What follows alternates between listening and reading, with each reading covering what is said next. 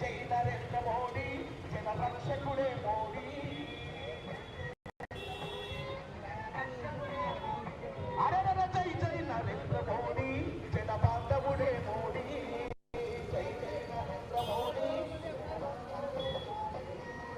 అల్లో నేరడల్లో అల్లో నేరడల్లో అల్లల నేరడి అల్ల నేరడి అల్లో నేరడల్లో అల్లో నేరడల్లో అల్లో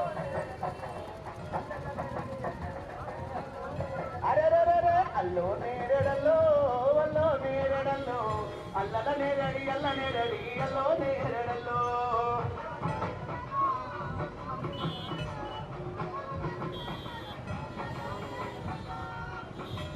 పదమూడు వరుణమ్మ కమలం గుర్తుతో నా కదిలొస్తుమే చూడన్న అందుకే మనమంతా కమలానికి ఓటేద్దాం అరే అరెరరెరరే అల్లో నేరడల్లో అల్లో నేరడల్లో అల్లల నేరడి అల్ల నేరడి అల్లో నేరడల్లో అల్లో నేరడల్లో అల్లల నేరడి అల్ల నేరడి అల్లో నేరడల్లో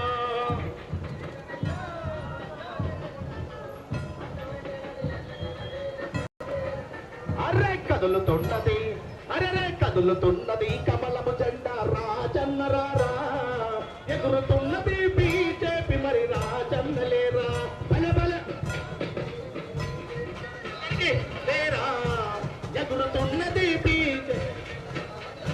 బల బల బల బల కదులుతున్నది కమలం జెండా రాజన్న లేరా ఎగురుతున్నది బీజేపీ జెండా రాజన్న రారా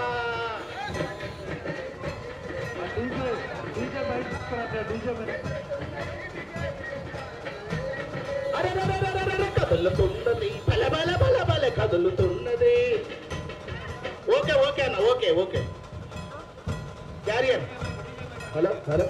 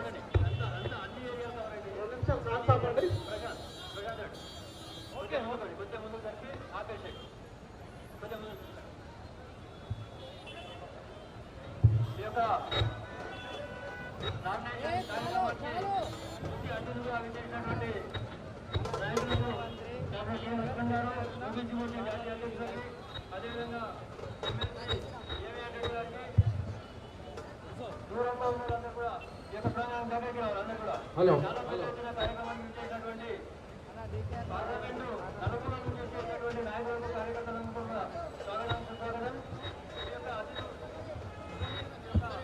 అతిథులు ఇప్పటికే ఇక్కడికి వచ్చారు వారు ప్రసంగిస్తారు ఇప్పుడు కాబట్టి మరి ప్రసంగంగా ముందుగా మన ప్రాంతపు ఎమ్మెల్సీ ఏవిఎన్ రెడ్డి గారిని ముందుగా మాట్లాడాల్సిందిగా విజ్ఞప్తి చేస్తున్నాం.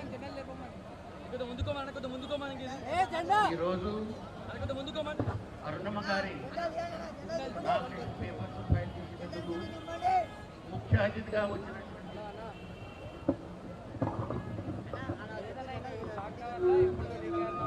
వచ్చినటువంటి జాతీయ నాయకుడు పార్లమెంటు మెంబరు లక్ష్మణ్ గారు ఈరోజు ఎక్కడ చూసినప్పుడు కూడా పాలమూరు జిల్లాలోని మహబూబ్నగర్ పట్టణంలో కాషాయతలం కదలుతుంది. దీనికి కారణం ఏంటంటే రెండు విషయాలు. ఈ మన్ను టెండలో కూడా మీరందరూ రావడానికి కారణము మొదటిది మోదీ గారి మీద ఉన్నటువంటి ప్రేమ, రెండవది మన అరుణమ్మ గారి మీద ఉన్నటువంటి అభిమానంతో ఈ మన్ను టెండలు వచ్చి ఈ కార్యక్రమాన్ని కూడా జయప్రదం చేసి సభాముఖంగా మీ అందరికీ కూడా ధన్యవాదాలు తెలుపుతున్నాం.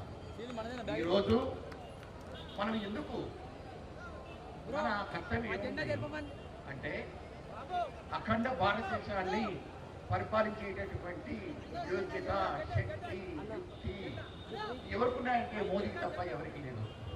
మోదీ గారి ముట్టడిగా మూడోసారి అధికారంలో రావడం అనేటటువంటి తేలిపోయినది.